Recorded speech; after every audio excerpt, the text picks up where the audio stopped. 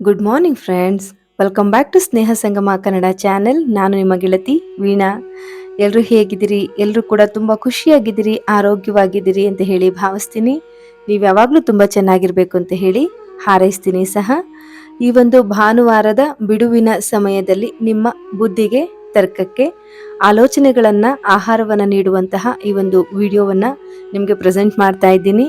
ಇದು ನಿಮಗೆ ತುಂಬ ಇಷ್ಟ ಆಗುತ್ತೆ ಅಂತ ಹೇಳಿ ಭಾವಿಸ್ತೀನಿ.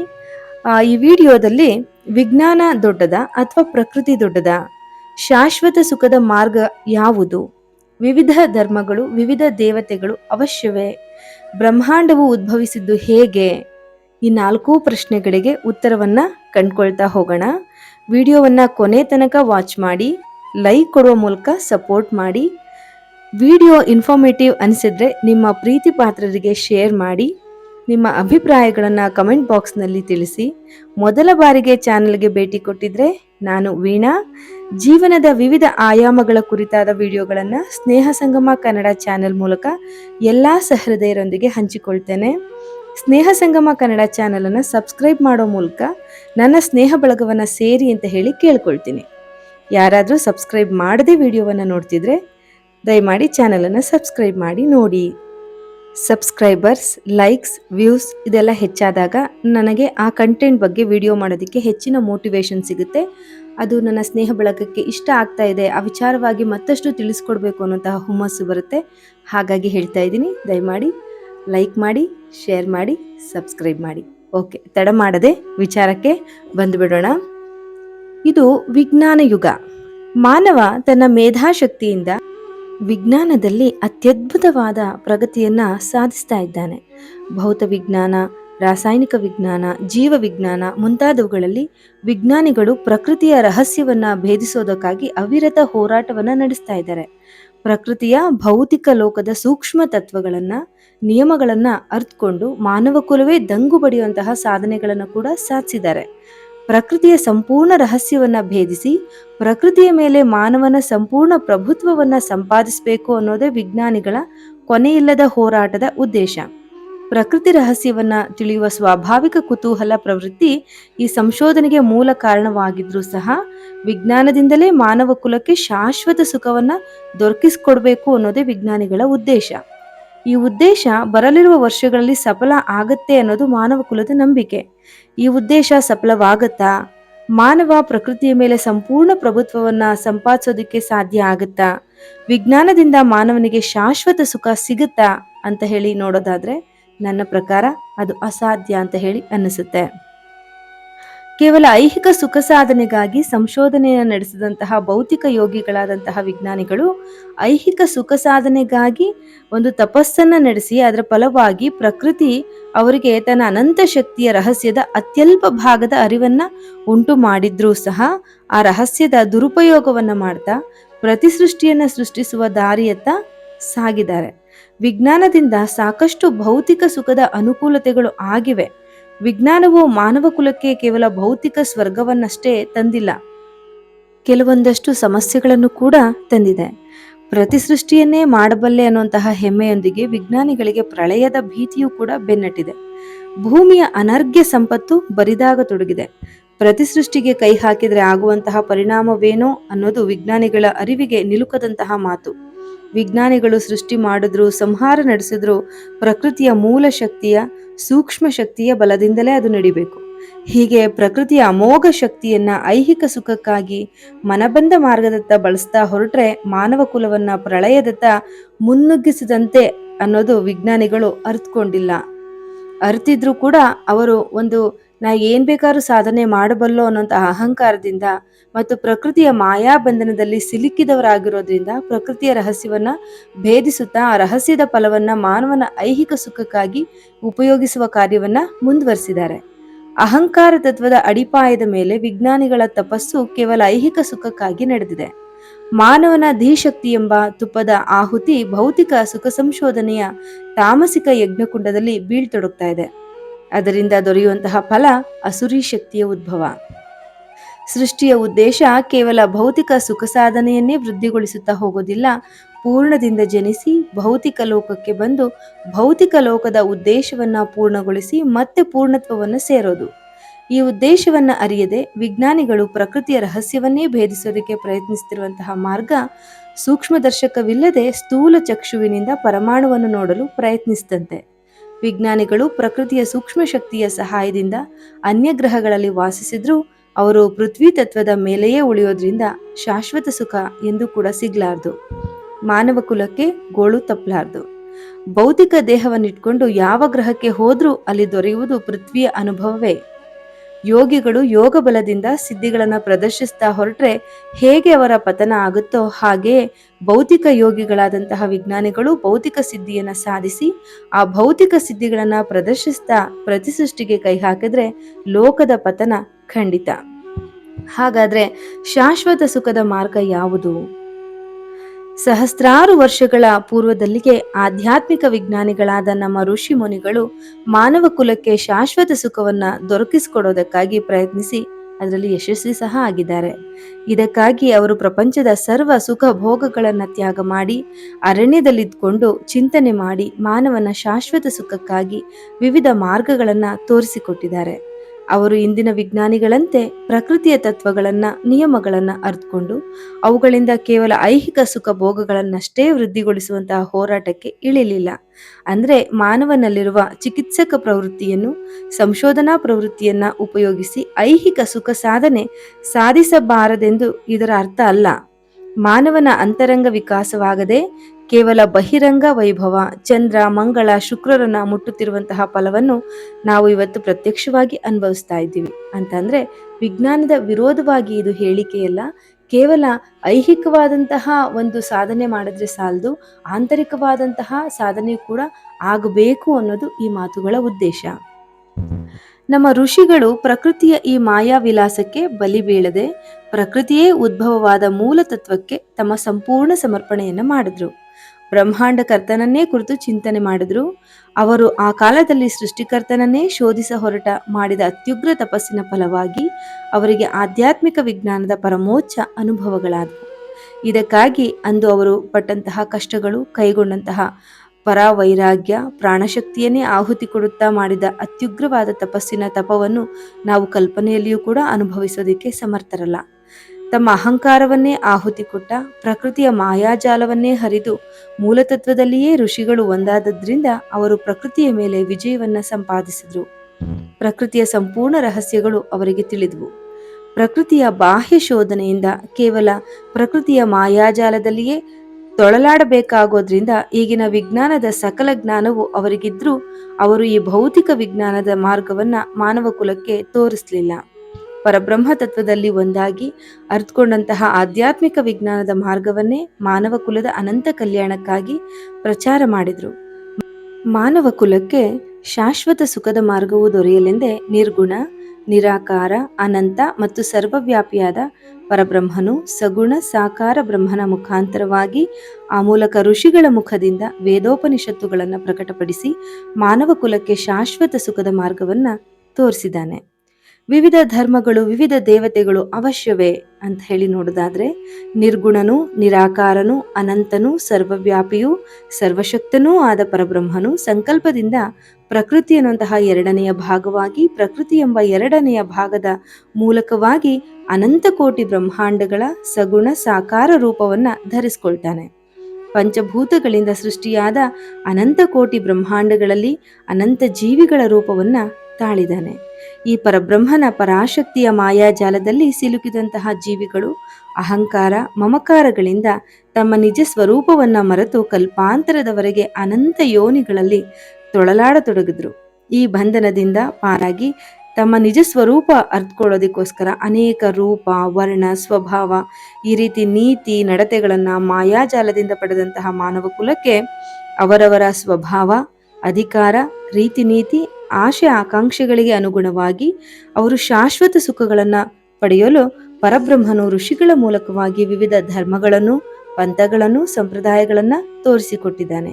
ಆಯಾ ವ್ಯಕ್ತಿಯು ತನ್ನ ಸ್ವಭಾವ, ಅಭಿರುಚಿ, ಅಧಿಕಾರಕ್ಕೆ ತಕ್ಕಂತೆ ತನಗೆ ಸರಿಹೊಂದುವ ಮಾರ್ಗವನ್ನು ಆಶ್ರಯಿಸಿ ಪ್ರಕೃತಿಯ ಬಂಧನದಿಂದ ಮುಕ್ತಿ ಪಡೆದು ತನ್ನ ನಿಜ ಸ್ಥಿತಿಯನ್ನ ಅರಿಯಲು ಸಂಕಲ್ಪಿಸಿದಂತಹ ಪರಬ್ರಹ್ಮ ತತ್ವವು ಆಯಾ ವಿಶಿಷ್ಟ ವ್ಯಕ್ತಿಗಳ ವಿಶಿಷ್ಟ ಆವರಣಗಳು ಕಳಚೋದಿಕ್ಕೆ ತಕ್ಕದಾದ ವಿವಿಧ ಮಾರ್ಗಗಳನ್ನು ತೋರಿಸಿ ಕೊನೆಗೆ ತನ್ನ ನಿಜ ಸ್ವರೂಪವನ್ನ ಅರಿಯುವಂತೆ ಮಾಡಿದೆ. ಪರಬ್ರಹ್ಮವು ಏಕವಿದ್ದರೂ ಅನೇಕವಾದಂತೆ ಮಾನವರ ಗುರಿ ಒಂದೇ ಇದ್ರೂ ಮಾರ್ಗಗಳು ಅನೇಕವಿರುವುದು ಏಕ ತತ್ವದ ಮೂಲ ಉದ್ದೇಶ. ಆದ್ದರಿಂದಲೇ ಅನೇಕ ಧರ್ಮ, ಮತ, ಸಂಪ್ರದಾಯಗಳು, ಅನೇಕ ದೇವತೆಗಳು ಕೂಡಿ ಕೊನೆಗೆ ಒಂದಾಗುವುದು ಆ ಏಕದಲ್ಲಿಯೇ. ಶಾಶ್ವತ ಸುಖವನ್ನ ಪಡೆಯುವ ಈ ಅನೇಕ ಮಾರ್ಗಗಳಲ್ಲಿ ನಮ್ಮ ಪ್ರಾಚೀನ ಋಷಿಗಳು ತೋರಿದ ಯೋಗ ಮಾರ್ಗ ಅತ್ಯಂತ ಶ್ರೇಷ್ಠವಾದದ್ದು, ಅತಿ ಮುಖ್ಯವಾದದ್ದು ಆಗಿದೆ. ಈ ಅನಂತ ಕೋಟಿ ಬ್ರಹ್ಮಾಂಡಗಳ ಚೈತನ್ಯವನ್ನ ಅರಿಯೋದಿಕ್ಕೆ, ಅದರಲ್ಲಿ ಒಂದುಗೂಡೋದಿಕ್ಕೆ ಯೋಗ ಒಂದೇ ಶಾಶ್ವತವಾದಂತಹ ಮಾರ್ಗವಾಗಿದೆ. ಇಂದಿನ ಜನತೆ ಧರ್ಮದಿಂದ, ಉಪಾಸನೆಯಿಂದ, ದೇವರಿದ್ದಾನೆ ಅನ್ನುವಂತಹ ನಂಬಿಕೆಯಿಂದ ವಿಮುಖರಾಗ್ತಿದ್ದಾರೆ ಅಂತ ಹೇಳಿ ಅನ್ನಿಸ್ತಾ ಇದೆ. ವಿವಿಧ ಧರ್ಮಗಳ, ಮತಗಳ, ಸಂಪ್ರದಾಯಗಳ ಉಪಾಸನಾ ಮಾರ್ಗಗಳು ಎಷ್ಟೇ ಇರಲಿ, ಏನೇ ಇರಲಿ, ಅವೆಲ್ಲವುಗಳು ಕೂಡ ಯೋಗ ಮಾರ್ಗವನ್ನು ಅರಿತೋ ಅರಿಯದೆಯೋ ಅನುಸರಿಸಲೇಬೇಕಾಗತ್ತೆ. ಅಂದ್ರೆ ಮಾತ್ರ ಆ ಪ್ರಕೃತಿಯ ಬಂಧನದಿಂದ ಮುಕ್ತಿ ಸಾಧ್ಯ. ಯೋಗವನ್ನ ಬಿಟ್ಟು ಮಾಡಿದಂತಹ ಇವೆಲ್ಲ ಬಾಹ್ಯ ಕ್ರಿಯೆಗಳು ಕೇವಲ ಡಂಬಾಚಾರವಾಗಿ ಧಾರ್ಮಿಕ ವೇಷಗಳನ್ನು ಧರಿಸಿದ ವ್ಯರ್ಥ ಕ್ರಿಯೆಗಳಾಗಿ ಪರಿಣಮಿಸುತ್ತೆ. ಯಜ್ಞ, ಜಪ, ತಪ, ದೇವತೆಗಳ ಉಪಾಸನೆ, ಪೂಜೆ, ಪ್ರಾರ್ಥನೆ ಇವೆಲ್ಲ ಸಾಧನಗಳು ಯೋಗಯುಕ್ತವಾಗಿದ್ದರೆ ಮಾತ್ರ ಫಲವನ್ನ ನಿಶ್ಚಿತವಾಗಿಯೂ ಕೊಡ್ತವೆ. ಚಂಚಲ ಪ್ರವೃತ್ತಿಯ ಸಮಾಜ ಬೆಳೆದ ಹಾಗೆ ಯೋಗಯುಕ್ತವಾದ ಈ ಧಾರ್ಮಿಕ ಕ್ರಿಯೆಗಳನ್ನು ಆಚರಿಸುವುದು ಸಾಧ್ಯವಾಗದೆ ಕೇವಲ ಧಾರ್ಮಿಕ ಬಾಹ್ಯಾಡಂಬರದ ಕ್ರಿಯೆಗಳಿಂದ ನಿರೀಕ್ಷಿತ ಫಲವು ದೊರೆಯೋದು ಕಡಿಮೆ ಆಗ್ತಾ ಹೋದಂತೆ ಮಾನವ ಸಮಾಜ ನಾಸ್ತಿಕ ಮಾರ್ಗವನ್ನ ತುಳಿಯತೊಡಗಿತು. ಐಹಿಕ ಭೋಗ ಸಾಧನೆಗಾಗಿ ನಾನಾ ಅಧರ್ಮ ಮಾರ್ಗಗಳನ್ನು ಅನುಸರಿಸತೊಡಗುತ್ತೆ. ವೇದ ಪುರಾಣಗಳ ನಂತರದ ಪೀಳಿಗೆ ಕೇವಲ ಧಾರ್ಮಿಕ ಬಾಹ್ಯ ಕ್ರಿಯೆಗಳನ್ನಷ್ಟೇ ಆಚರಿಸುತ್ತಾ ಬಂದ್ರೆ ಇಂದಿನ ಪೀಳಿಗೆ ಅವನ್ನೂ ಕೂಡ ತೊರೆಯುತ್ತಾ ಹೊರಟಿದೆ. ಅಲ್ಲದೆ ಧಾರ್ಮಿಕ ನಾಯಕರು ತಮ್ಮ ಸ್ವಾರ್ಥ ಸಾಧನೆಗಾಗಿ ದೇವರನ್ನು ನಿರ್ಮಿಸಿರುವರೆಂಬ ಭಾವನೆ ಬೆಳೀತಾ ಇದೆ. ಹೀಗಾಗೋದಿಕ್ಕೆ ಕಾರಣ ಏನು ಅಂತ ಹೇಳಿ ನೋಡೋದಾದ್ರೆ, ಯುಗ ಪರಿವರ್ತನೆಯ ಮಹಿಮೆ ಇದಕ್ಕೆ ಮುಖ್ಯವಾಗಿದ್ರೂ ಮಾನವ ದೃಷ್ಟಿಕೋನದಿಂದ ವಿಚಾರಿಸಿದಾಗ ಉದರ ವೈರಾಗ್ಯವನ್ನು ತಾಳಿದ ಧಾರ್ಮಿಕ ಮುಖಂಡರ ಗೋಮುಖ ವ್ಯಾಘ್ರಾಚರಣೆಯ ಪ್ರಭಾವದಿಂದ ಧರ್ಮವೊಂದು ವ್ಯಾಪಾರವಾಗಿ ಪರಿಣಮಿಸಿದ್ರಿಂದ, ಪಾಶ್ಚಿಮಾತ್ಯ ಶಿಕ್ಷಣ ಮತ್ತು ಸಂಸ್ಕೃತಿಯ ಮೂಢ ಅನುಸರಣೆಯಿಂದ ವಿಜ್ಞಾನವು ಪ್ರಕೃತಿಯ ಮೇಲೆ ಅಂಕೆ ಇಟ್ಟುಕೊಳ್ಳುವುದೆಂಬ ವಿಶ್ವಾಸ ಮೂಡಿದ್ರಿಂದ ಏನೇ ಪಾಪ, ಅನ್ಯಾಯ, ಅತ್ಯಾಚಾರ, ಭ್ರಷ್ಟಾಚಾರ ಮಾಡಿದ್ರೂ ಅದರಿಂದ ಏನೂ ಪರಿಣಾಮ ಆಗೋದಿಲ್ಲ ಅನ್ನುವಂತಹ ಉನ್ಮತ್ತತೆಯಿಂದ ವಿಜ್ಞಾನದ ಸಾಧನೆಗಳ ಮುಖಾಂತರ ಮಾನವನು ಐಹಿಕ ಸುಖ ಸಾಧನೆಯ ಮತ್ತು ವಿಷಲೋಲುಪತೆಯ ಸಾಗರದಲ್ಲಿ ಮುಳುಗತೊಡಗಿದ್ರಿಂದ ಸಮರ್ಥ ಸದ್ಗುರುಗಳ ಅಭಾವದಿಂದ ಇಂದು ಎಲ್ಲೆಲ್ಲಿಯೂ ಕೂಡ ಕಾಣ್ತಾ ಇರೋದು ಧರ್ಮದಿಂದ ಚ್ಯುತಿ ಹೊಂದುತ್ತಿರುವಂತಹ ಸಮಾಜವನ್ನ. ಇದರ ಪರಿಣಾಮವೇನು? ಸಕಲ ಯಜ್ಞ, ಜಪ, ತಪ, ವಿವಿಧ ದೇವತೆಗಳ ಉಪಾಸನೆ, ಪೂಜೆ, ಪ್ರಾರ್ಥನೆಗಳನ್ನ ಯೋಗಯುಕ್ತವಾಗಿ ಆಚರಿಸಿ ತತ್ಕಾಲದಲ್ಲಿಯೇ ಫಲವನ್ನ ಅನುಭವಿಸುವ ಮತ್ತು ಕೊಡುವ ಜನರ ಕಾಲ ಕ್ಷೀಣವಾಗತೊಡಗಿತು. ಸಮರ್ಥ ಯೋಗಿಗಳನ್ನ ಇಂದು ಯೋಗದ ನಾಡಾದ ಭಾರತದಲ್ಲಿಯೇ ಅತಿ ಸೂಕ್ಷ್ಮವಾಗಿ ಅರಸುತ್ತಾ ತಿರುಗಬೇಕಾಗಿದೆ. ಪುಣ್ಯವಶದಿಂದ ಅಂತಹ ಸಮರ್ಥ ಯೋಗಿಗಳು, ಸನ್ಯಾಸಿಗಳು ಈ ಪುಣ್ಯಭೂಮಿಯಲ್ಲಿ ಕೈಬೆರಳಿನಿಂದ ಎಣಿಸುವಷ್ಟಾದರೂ ಇರಬಹುದು. ಜನರಲ್ಲಿ ಸಾತ್ವಿಕ ಗುಣವು ಸಂಪೂರ್ಣ ಕಡಿಮೆಯಾಗಿ ರಾಜಸಿಕ ಗುಣವು ಕ್ಷೀಣವಾಗ್ತಾ ನಡೆದು ತಾಮಸಿಕ ಗುಣವು ವಾಯುವೇಗದಿಂದ ಬೆಳಿತೊಡಗ್ತಾ ಇದೆ. ಹೀಗಾಗಿ ಎಲ್ಲೆಲ್ಲಿಯೂ ಅಧರ್ಮ, ಅನೀತಿ, ಭ್ರಷ್ಟಾಚಾರ, ಅತ್ಯಾಚಾರ, ವಂಚನೆ ಮೊದಲಾದವುಗಳು ತಾಂಡವವಾಡ್ತಾ ಇದ್ದಾವೆ.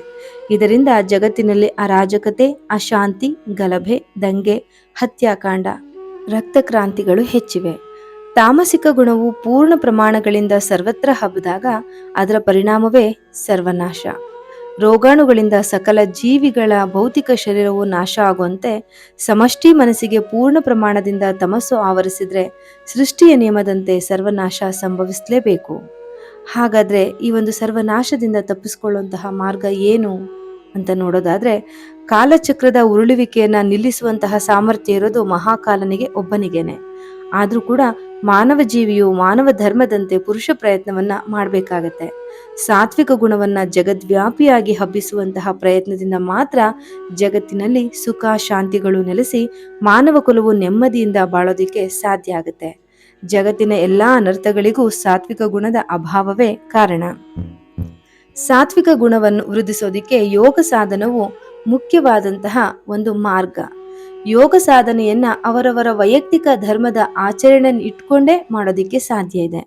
ಯೋಗವೊಂದೇ ಸಕಲ ಶಾರೀರಿಕ ಮಾನಸಿಕ ರೋಗಗಳಿಗೆ ದಿವ್ಯೌಷಧ. ಯೋಗ ಅಂತ ಹೇಳಿದ್ರೆ ಎಕ್ಸಸೈಸ್ ಮಾಡೋದು, ಯೋಗಾಭ್ಯಾಸ ಮಾಡೋದು ಅನ್ನುವಂತಹ ಅರ್ಥದಲ್ಲ. ಯೋಗ ಅಂದ್ರೆ ಏನು ಅಂತ ಹೇಳಿ ತಿಳ್ಕೊಳ್ಳೋಣ. ಯೋಗ ಅನ್ನುವಂತಹ ಪದ ಯುಜ್ ಧಾತುವಿನಿಂದ ಬಂದಿದೆ. ಯುಜ್ ಧಾತುವಿನ ಅರ್ಥ ಏನು ಅಂತ ಹೇಳಿದ್ರೆ ಕೂಡು, ಒಂದಾಗು, ಐಕ್ಯವಾಗು. ಯೋಗ ಅಂದ್ರೆ ಕೂಡು, ಒಂದಾಗು, ಐಕ್ಯವಾಗು ಅಂತ ಹೇಳಿ ಆಗುತ್ತೆ. ಜೀವಾತ್ಮವು ಪರಮಾತ್ಮನಲ್ಲಿ ಸೇರಿ ಒಂದಾಗುವುದೇ ಯೋಗ. ಇದು ಘಟವು ಒಡೆದ ಮೇಲೆ ಘಟಾಕಾಶವು ಮಠಾಕಾಶದಲ್ಲಿ ಒಂದಾಗುವ ಕ್ರಿಯೆ ಇದ್ದಂತೆ. ಈಗ ಘಟಾಕಾಶ ಮತ್ತು ಮಠಾಕಾಶದಲ್ಲಿ ಭೇದವು ಉಳಿಯೋದಿಲ್ಲ. ಘಟ ಅಂತ ಹೇಳಿದ್ರೆ ಕೊಡ, ಆಕಾಶವೆಂದ್ರೆ ಕೊಡದಲ್ಲಿ ಇರುವಂತಹ ಖಾಲಿ ಸ್ಥಳ, ಮಠಾಕಾಶವೆಂದ್ರೆ ಕೊಡದ ಹೊರಗಿದ್ದಂತಹ ಆಕಾಶ. ಈಗ ಮಧ್ಯದಲ್ಲಿದ್ದಂತಹ ಲೋಹದ ಕವಚವು ತುಂಡಾದ್ರೆ ಒಳಗಿನ ಮತ್ತು ಹೊರಗಿನ ಆಕಾಶಗಳು ಏಕಾಕಾರವಾಗಿ ಘಟಾಕಾಶ ಮಠಾಕಾಶಗಳಲ್ಲಿಯ ಭೇದವು ಸಂಪೂರ್ಣವಾಗಿ ನಾಶವಾಗುತ್ತೆ. ಅದರಂತೆ ಜೀವಾತ್ಮನಿಗೆ ಪ್ರಕೃತಿಯು ಹಾಕಿದ ಅಷ್ಟಾವರಣಗಳ ಲೋಹದ ಕವಚವು ತುಂಡಾದಾಗ ಜೀವಾತ್ಮ ಪರಮಾತ್ಮರು ಒಂದಾಗ್ತಾರೆ. ಅಥವಾ ಒಂದೇ ಇದ್ದದ್ದು ಮಾಯೆಯ ಅಷ್ಟಾವರಣದಿಂದ ಎರಡರಂತೆ ಭಾಸ ಆಗ್ತಾ ಇತ್ತು. ಪ್ರಕೃತಿಯು ತನ್ನ ಮಾಯೆಯಿಂದ ಅಷ್ಟಾವರಣ ಹಾಕಿ ಜೀವಾತ್ಮ ಮತ್ತು ಪರಮಾತ್ಮರಲ್ಲಿಯ ಭೇದವು ಈ ಚರ್ಮ ಚಕ್ಷುಗಳಿಗೆ ಕಾಣುವಂತೆ ಮಾಡಿದೆ. ಈ ಅಷ್ಟಾವರಣಗಳನ್ನು ಕಳಚಿದ ಮೇಲೆ ಜೀವಾತ್ಮ ಮತ್ತು ಪರಮಾತ್ಮರು ಘಟಾಕಾಶ ಮಠಾಕಾಶಗಳಂತೆ ಒಂದಾಗ್ತಾರೆ. ಇರೋದು ಒಂದೇ, ಆದ್ರೆ ಒಂದು ಎಂದು ತಿಳಿದುಕೊಳ್ಬೇಕಾದ್ರೆ ಮಾಯೆಯ ಪೃಥ್ವಿ, ಆಪ್, ತೇಜ, ವಾಯು, ಆಕಾಶ, ಮನಸ್ಸು, ಬುದ್ಧಿ, ಅಹಂಕಾರಗಳೆಂಬ ಅಷ್ಟಾವರಣಗಳನ್ನ ಕಳಚಬೇಕು. ಈ ಅಷ್ಟಾವರಣಗಳನ್ನ ಹೇಗೆ ಕಳಚಿ ಜೀವಾತ್ಮ ಪರಮಾತ್ಮರ ಐಕ್ಯವನ್ನ ಸಾಧಿಸಬೇಕು ಅನ್ನೋದನ್ನೇ ತಿಳಿಸ್ಕೊಡೋದೇ ಯೋಗ ಮಾರ್ಗ. ಯೋಗ ಮಾರ್ಗ ಅದನ್ನೇ ಉಪದೇಶಿಸುತ್ತೆ. ಈ ಬ್ರಹ್ಮಾಂಡ ಉದ್ಭವಿಸಿದ್ದು ಹೇಗೆ ಅಂತ ಹೇಳಿದ್ರೆ ನಿರ್ಗುಣ, ನಿರಾಕಾರ, ಸರ್ವವ್ಯಾಪಕ, ಅನಾದಿ, ಅನಂತ, ಚಿನ್ಮಯ ಪರಬ್ರಹ್ಮ ಸತ್ತೆಯೊಂದೇ ತಾನೇ ತಾನಾಗಿ ವಿಜೃಂಭಿಸ್ತಾ ಇತ್ತು. ಏಕವಿದ್ದ ಪರಬ್ರಹ್ಮನಲ್ಲಿ ಅನೇಕವಾಗಬೇಕು ಅನ್ನುವಂತಹ ಇಚ್ಛೆಯು ಉದ್ಭವಿಸಿತು. ಕೂಡಲೇ ಒಂದು ಎರಡಾಯಿತು. ಪರಬ್ರಹ್ಮನಿಂದ ಉದ್ಭವಳಾದವಳೆ ಪರಾಶಕ್ತಿ ಅಥವಾ ಮೂಲ ಪ್ರಕೃತಿ. ಇವಳಿಗೆ ಮಾಯೆ ಅನ್ನುವಂತಹ ಮತ್ತೊಂದು ಹೆಸರಿದೆ. ಮೂಲ ಪ್ರಕೃತಿಯಿಂದ ಸತ್ವ, ರಜಸ್ಸು ಮತ್ತು ತಮಸ್ಸು ಎಂಬ ತ್ರಿಗುಣಗಳು ಉದ್ಭವಿಸಿದ್ವು. ತ್ರಿಗುಣಮಯವಾದ ಪ್ರಕೃತಿಯಿಂದ ಮಹಾತತ್ವದ ಉದಯ, ಈ ಮಹತ್ತತ್ವದಿಂದ ಅಹಂಕಾರ ತತ್ವದ ಉದಯ. ಇದು ಸಾತ್ವಿಕ, ರಾಜಸ, ತಾಮಸವೆಂಬ ಮೂರು ವಿಧ. ಸತ್ವಗುಣ ಪ್ರಧಾನವಾದ ಪಂಚಭೂತಗಳಿಂದ ಪಂಚಜ್ಞಾನೇಂದ್ರಿಯಗಳು ಮಿಲಿತವಾದ ಪಂಚಭೂತಗಳಿಂದ ಚಿತ್ತ, ಅಹಂಕಾರ, ಬುದ್ಧಿ, ಮನಸ್ಸುಗಳೆಂಬ 4 ಅಂತಃಕರಣಗಳು ಉದ್ಭವಿಸಿದ್ವು. ರಜೋಗುಣ ಪ್ರಧಾನದಿಂದ ಪಂಚಪ್ರಾಣಗಳು, ಪಂಚಕರ್ಮೇಂದ್ರಿಯಗಳು ಹುಟ್ಟಿದ್ವು. ತಮೋಗುಣ ಪ್ರಧಾನವಾದ ಅಪಂಚೀಕೃತ ತನ್ಮಾತ್ರೆಗಳಿಂದ ಆಕಾಶ, ವಾಯು, ತೇಜಸ್ಸು, ಜಲ ಮತ್ತು ಪೃಥ್ವಿಗಳೆಂಬ ಪಂಚೀಕೃತ ಭೂತಗಳು ಉದ್ಭವಿಸಿದ್ವು. ಪಂಚೀಕೃತ ಪಂಚಭೂತಗಳಿಂದ ಬ್ರಹ್ಮಾಂಡದ ಉದ್ಭವ ಆಗುತ್ತೆ. ಹೀಗೆ ನಿರಾಕಾರ ವಸ್ತುವೇ ಸಾಕಾರವನ್ನ ತಾಳಿತು. ಈ ಬ್ರಹ್ಮಾಂಡದ ಉದ್ಭವ ಈ ರೀತಿಯಾಗಿ ಆಯಿತು ಅಂತ ಹೇಳಿ ನಮಗೆ ಅನೇಕ ಪ್ರಾಚೀನ ಗ್ರಂಥಗಳಿಂದ ತಿಳಿದು ಬರುತ್ತೆ. ಮುಂದುವರೆದಂತೆ ಜೀವಾತ್ಮನು ಪರಮಾತ್ಮನಲ್ಲಿ ಒಂದುಗೂಡೋದು ಹೇಗೆ, ಯಾವ ಮಾರ್ಗದ ಮೂಲಕ ಜೀವಾತ್ಮ ಪರಮಾತ್ಮನನ್ನ ಮುಟ್ಟಬಲ್ಲ ಅನ್ನುವಂತಹ ವಿಚಾರಗಳನ್ನ ಮುಂದಿನ ವಿಡಿಯೋದಲ್ಲಿ ತಿಳ್ಕೊಳ್ಳೋಣ ಫ್ರೆಂಡ್ಸ್. ಈ ಒಂದು ವಿಡಿಯೋ ನಿಮಗೆ ಯೂಸ್ಫುಲ್ ಆಗಿದೆ ಮತ್ತೆ ಅನೇಕ ವಿಚಾರಗಳನ್ನ ನಿಮಗೆ ಕೊಟ್ಟಿದೆ ಅಂತ ಹೇಳಿ ಭಾವಿಸ್ತೀನಿ. ವಿಡಿಯೋ ಇಷ್ಟ ಆಗಿದ್ರೆ ಮರೆಯದೆ ಒಂದು ಲೈಕ್ ಅನ್ನು ಕೊಡಿ. ಇದರಿಂದ ಇನ್ನಷ್ಟು ಜನರಿಗೆ ಈ ವಿಚಾರಗಳು ತಲುಪೋದಿಕ್ಕೆ ಸಾಧ್ಯವಾಗುತ್ತೆ. ಅಂದ ಹಾಗೆ ನಾಳೆ ನನ್ನ ಬರ್ಡೇ. ನನ್ನ ಸ್ನೇಹ ಬಳಗ ಮತ್ತು ನನ್ನ ಸ್ನೇಹ ಬಳಗದ ಎಲ್ಲರ ಶುಭ ಹಾರೈಕೆಗಳು ಸದಾಕಾಲ ನನ್ನೊಂದಿಗೆ ಇದೆ ಅಂತ ಹೇಳಿ ನಾನು ಭಾವಿಸ್ತೀನಿ. ನಿಮ್ಮೆಲ್ಲರಿಗೂ ಕೂಡ ಧನ್ಯವಾದಗಳು ಫ್ರೆಂಡ್ಸ್. ಹೋಗ್ಬರಲ್ಲ ಫ್ರೆಂಡ್ಸ್. Bye friends.